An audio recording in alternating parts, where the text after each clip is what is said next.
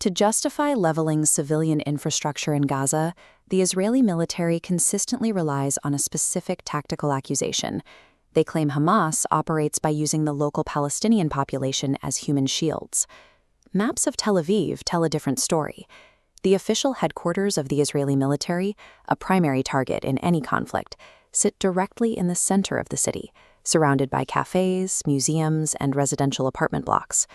Israeli forces also employ a documented field practice known as the Mosquito Protocol. When units suspect a building or tunnel is booby-trapped, they force a detained Palestinian civilian to walk into the structure ahead of them. The civilian, not the soldier, triggers any hidden explosives. These tactical choices on the ground mirror a larger geopolitical framework.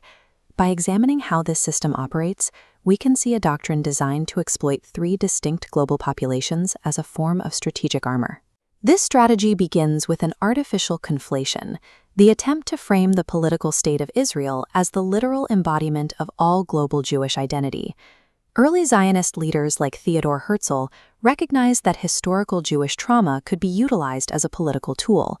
By capitalizing on centuries of European persecution, they sought to mandate unquestioning loyalty to a colonial project. This creates an ideological buffer for the state. Whenever the Israeli government violates international law, it can deflect the ensuing criticism by labeling it anti-Semitic, using the global Jewish community as a shield against political accountability. The state also utilizes its own citizens as a demographic placeholder. By fostering an environment of perpetual insecurity and war, the government keeps its population in a state of high alert, ensuring they remain committed to the survival of the settler colonial project. Zionism endangers Jewish people worldwide by hijacking their identity and history to insulate a specific nationalistic agenda from its consequences. In the United States, a different layer of armor takes the form of Christian Zionism. This isn't a movement based on simple religious solidarity, but a multi-billion-dollar industry rooted in apocalyptic and Islamophobic theology. Televangelists like Jerry Falwell built media empires that conditioned millions of Americans to believe a specific narrative, that supporting the expansion of the Israeli state is a prerequisite for the return of Jesus.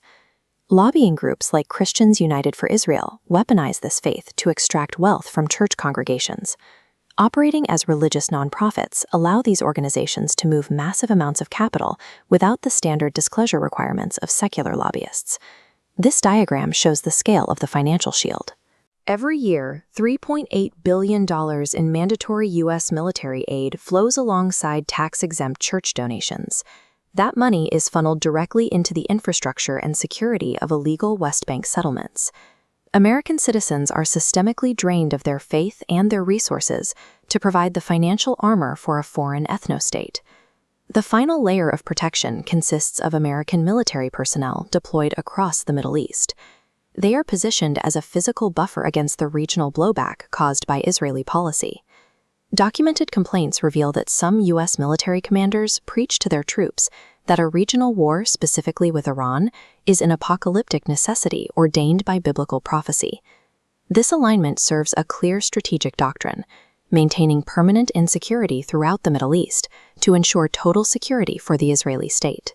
American troops are placed in the line of fire, forced to absorb retaliatory violence to protect an expansionist presence that they are told is divine. Political Zionism and Christian nationalism function as a symbiotic machine. The alliance between these movements survives exclusively by pushing ordinary people into the crossfire while promising them security and salvation.